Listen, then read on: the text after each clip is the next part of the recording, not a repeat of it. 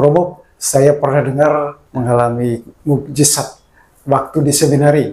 Mau ujian, tapi kemudian sakit. Tapi akhirnya sembuh karena doa. Begini, itu saya beberapa kali, dan saya kira saya pernah menulis 90 tahun lalu ketika saya di Frater, tahun 90-an, di majalah Hidup kalau nggak salah. Itu saya beri judul begini, Peranan Maria dalam Panggilan Hidupku. Jadi waktu itu saya merasa, kemudian dalam refleksi saya, bahwa Maria punya peranan yang luar biasa dalam hidup saya. Dan dari situ kemudian saya juga mengenal novena. Waktu itu novena 3 kali Salam Maria itu. Jadi ceritanya gini, saya masuk seminari, saya bukan orang yang pandai, saya ya anak sangat biasa, anak desa yang sekolah seperti anak-anak, tapi waktu itu kok tertarik teman-temannya masuk seminari, dan saya berpikir saya pengen jadi, bukan pengen jadi imam awalnya, saya pengen jadi insinyur pertanian. Terus masuk seminari karena ada sepupu saya yang masuk seminari, terus seminari kan bagus sekolahnya waktu itu, lalu kemudian masuk UGM, jadi batu loncatan itu. Pemikiran saya sesimpel itu. Saya masuk seminari, ikut tes, diterima semua. Terus ketika saya masuk seminari, saya baru sadar bahwa ternyata seminari itu anaknya memang pintar-pintar. Teman-teman saya itu hampir semua itu ranking 1 dari sekolahnya, di berbagai macam kota di Indonesia, di Jakarta, di mana saja anak-anak pintar. Dan saya sangat merasa bahwa saya memang nggak pintar. Singkat cerita, saya menjadi begitu minder ya, karena memang di sekolah dulu saya juga dianggap cah desa, anak desa, nggak bisa apa-apa, nggak seperti anak kota yang ini. Dan itu pengalaman itu membuat semacam bonded dalam diri saya, sehingga saya tidak punya percaya diri bahwa saya punya sesuatu tuh nggak ada waktu itu. Jadi masuk seminari dengan situasi yang seperti itu, saya makin terpuruk, artinya makin minder. Sampai contoh saja, waktu saya datang ke seminari dengan bapak ibu saya, turun dari bis umum, yang bis kayak di Amerika, bis sekolah zaman dulu, bis itu ada kepalanya, bis desa sekali itu. Lalu pas masuk luar seminari, lalu disalib, dan teman saya yang lain itu bapaknya direktur Pertamina. Bayangkan situasi semacam itu membuat dikawal polisi dengan naik mobil yang sangat bagus. Itu membuat saya makin minder, dan singkatnya di seminari ya hidup saya sangat sengsara. Saya bodoh, saya tidak seperti teman-teman, saya gagap, ngomong aja nggak bisa, gitu.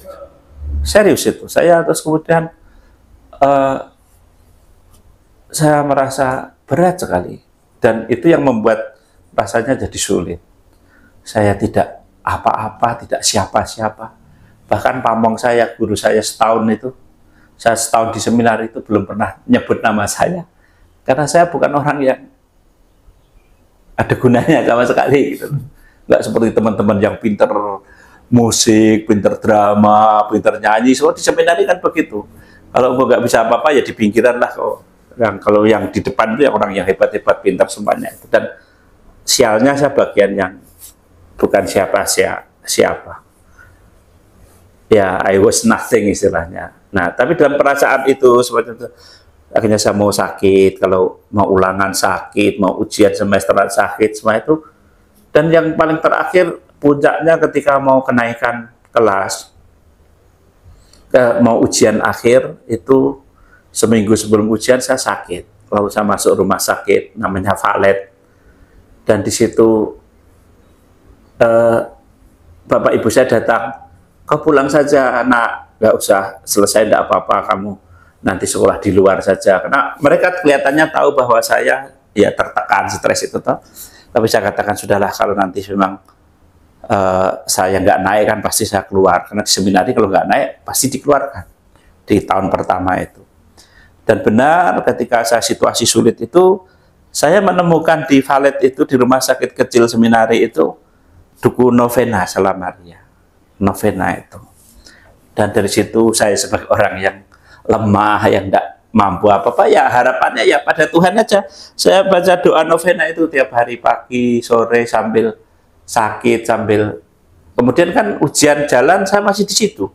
Jadi saya habis ujian saya masuk lagi valet rumah sakit itu, saya doa. Inti doa saya sebenarnya sederhana. Kalau memang saya dipanggil jadi imam, saya ya biarkan saya naik, dan kalau saya naik ini saya anggap sebagai tanda, saya bilang gitu. Bunda Maria tolong hantarkan doa saya ini pada putramu. Itu aja doa. Oke, ujian selesai, sakit selesai gitu. Seperti biasa, sakit kalau udah nggak ada pressure ya sembuh. Dan kemudian yang saya katakan mukjizat terjadi ketika 1-2 minggu lagi diumumkan, ternyata di luar pikiran saya, ya mungkin harapan-harapan sebagai orang yang lemah, tapi itu yang tercapai. Karena saya naik kelas dengan yang saya katakan itu, katakanlah waktu itu, kalau nilai di seminari itu 7,00 itu ke bawah itu nggak naik, tapi nilai saya waktu itu 7,015 dengan selisih 0 sekian itu saya naik. Ini untuk saya luar biasa. Dan teman saya banyak sekali yang nggak naik. Berapa orang loh? 30-an yang nggak naik. Terus kemudian yang keluar berapa? Jadi 47 atau berapa itu yang harus keluar dari seminari. Ada yang keluar, ada yang dikeluarkan, yang nggak naik semacam itu. Yang tidak jadi naik dari tetap di situ, Bang? Ya keluar. Kalau yang nggak naik, yang itu jadi satu kelas sendiri katakanlah harus keluar karena nggak naik. Di Mertoyudan, di KPP itu, kelas persiapan pertama itu. Sehingga hanya kemudian selanjutnya ya berkurang sepertiganya. Jadi sisanya itu yang kemudian kelas 1, kelas 2. Dan dalam proses itu saya mengalami bagaimana Tuhan membuat sesuatu untuk saya. Sehingga saya waktu itu saya mensyukuri mukjizat itu. Lalu saya jalan kaki ke Sendangsono dari Magelang itu, pulang pergi. Itu sebagai nasar? Ya saya nasar. Ya bukan nasar, tapi saya rasa bahwa ungkapan syukur. Syukur, karena saya naik kelas ini karena peranan Bunda Maria itu, gitu loh. Itu saja yang saya yakini. Sehingga sejak saat itu ya saya punya devosi yang luar biasa kepada Bunda Maria. Setelah itu Romo begitu. Setelah itu saya merasa mampu melewati satu jurang yang semacam keniscayaan gitu. Dan setelah ternyata ini, jadi kemudian saya pelan-pelan tuh berkembang luar biasa. Sampai sekarang. Saya bukan hebat, nggak apa-apa, tapi saya rasa berkat Tuhan luar biasa. Dan dari mukjizat itu saya banyak percaya mukjizat. Di kantor misi ini juga mukjizat.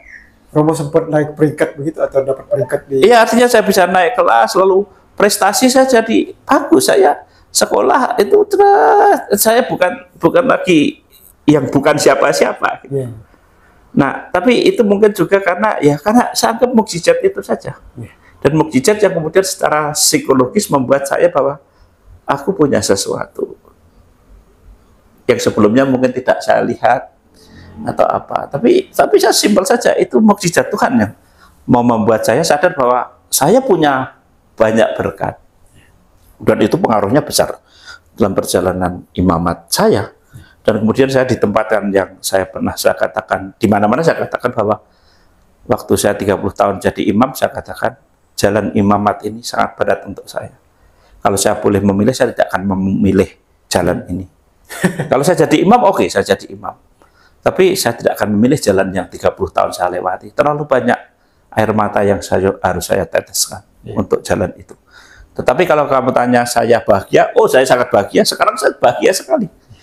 Karena dalam hidup saya sesulit-sulitnya yang saya alami itu, mukjizat Tuhan itu selalu menyertai. Itu yang saya omong di retret-retret saya di mana saja. Dulu pasti banyak pilihan setelah atau pas Romo mau selesaikan seminari. Banyak pilihan untuk tarekat. Kenapa SVD? Saya ketemu seorang SVD yang sangat manusiawi, yang sangat baik, namanya Romo Payong, orang Polandia. Ketika saya kunjung ke tarekat-tarekat lain, ya saya diterima, bla bla bla bla.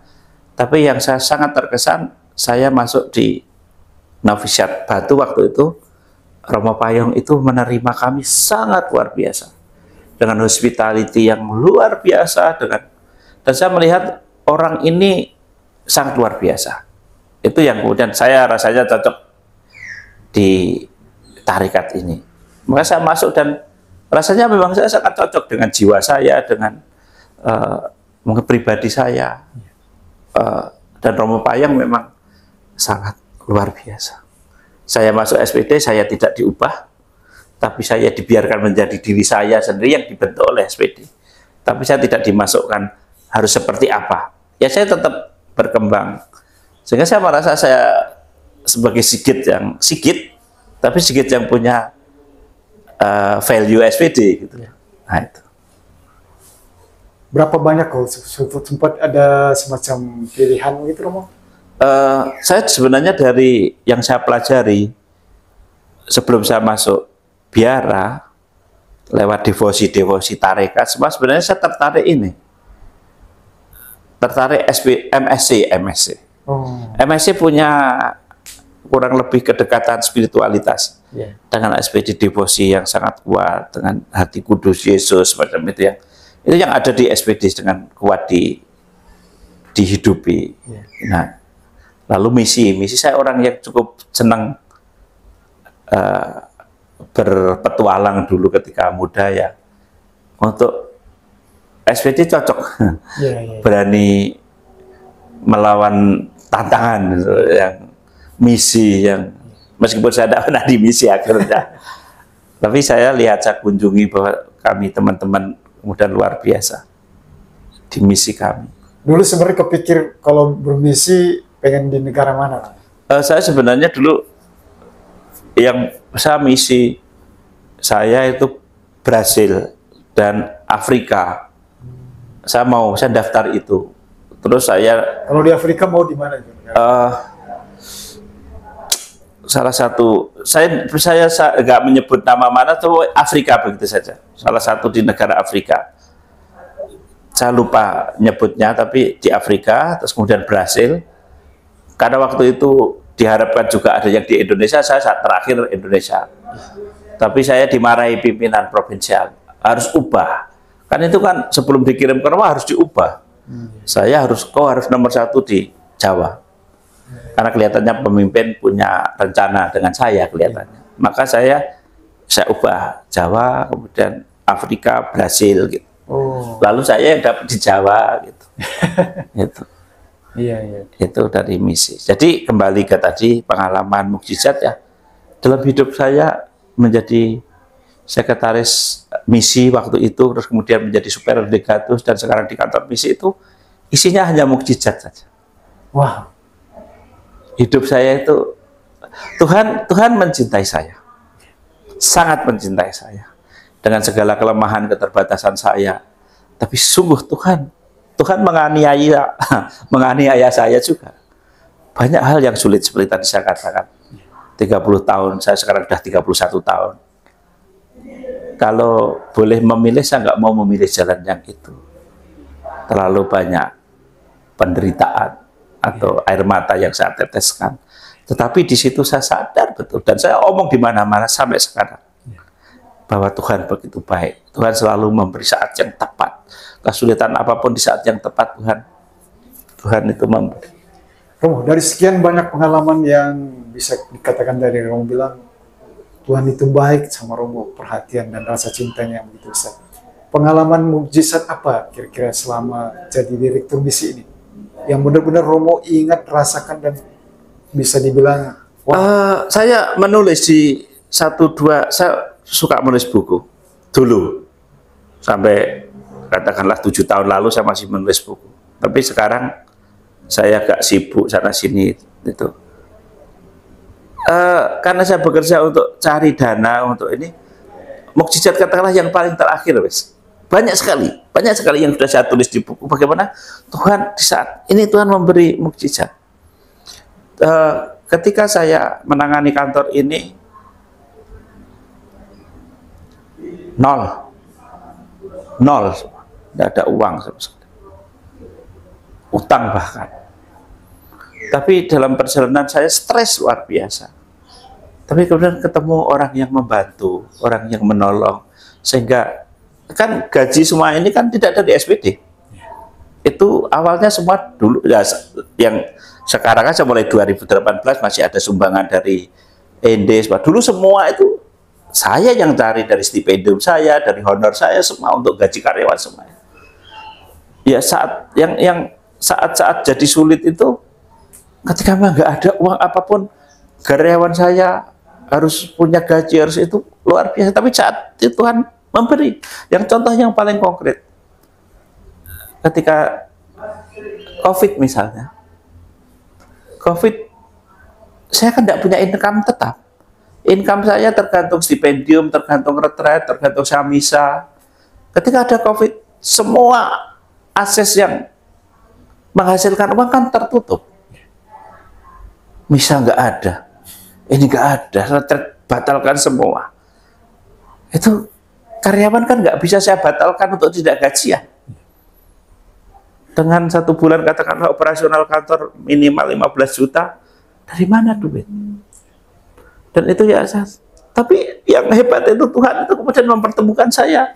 Lalu saya cerita tentang kantor ini, itu tiba-tiba orang itu, sudah saya bantu Romo.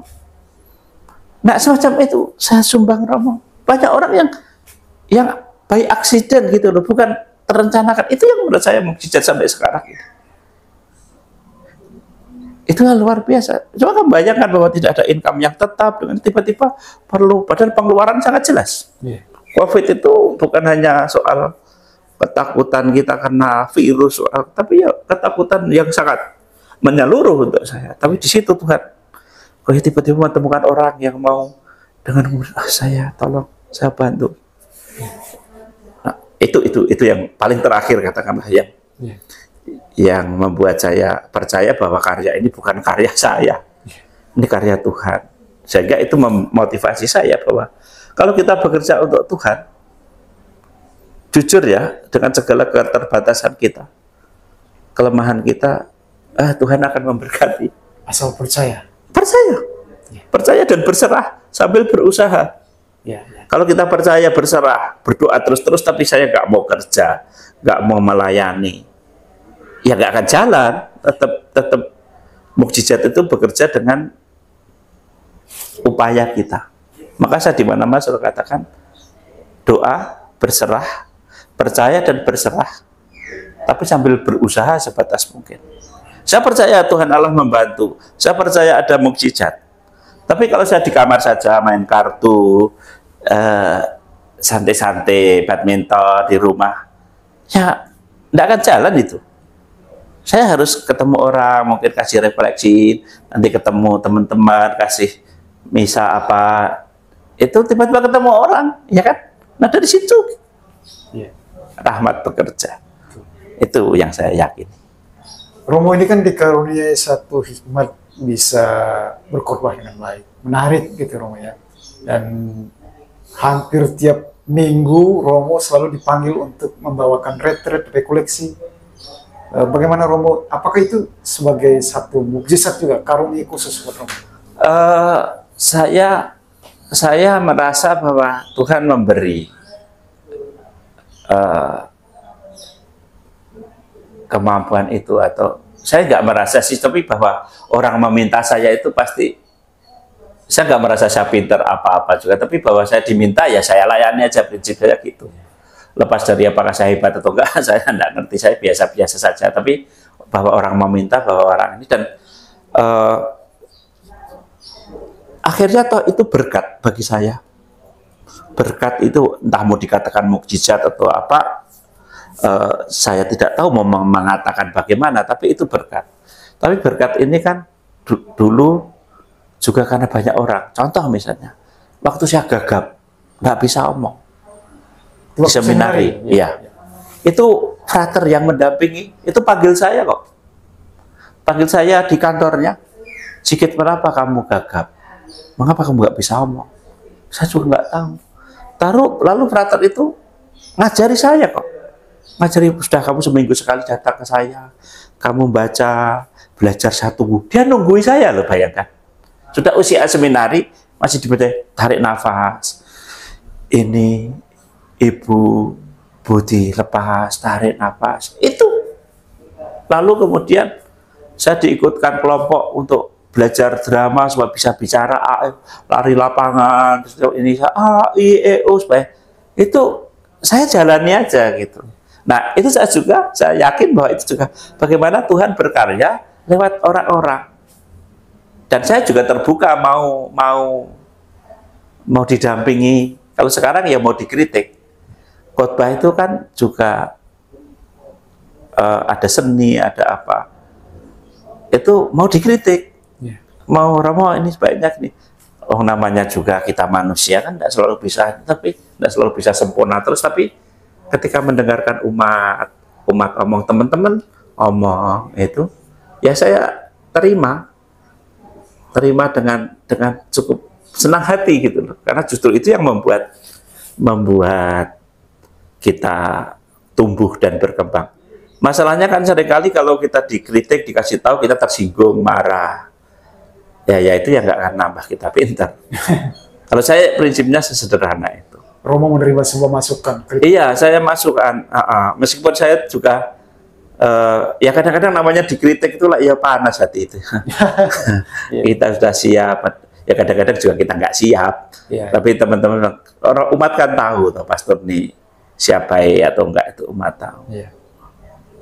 Itu jadi pasti saya yakini itu berkat Tuhan yang diberikan kepada saya. Tetapi sekali lagi itu saya pupuk, saya siram bersama dengan kebaikan teman-teman itu. Itu. Baik Romo, terima kasih. Oke, begitu. Terima kasih untuk semuanya. And now the actual blessing itself. Et Filii et Spiritus Sancti descendat super vos et maneat semper.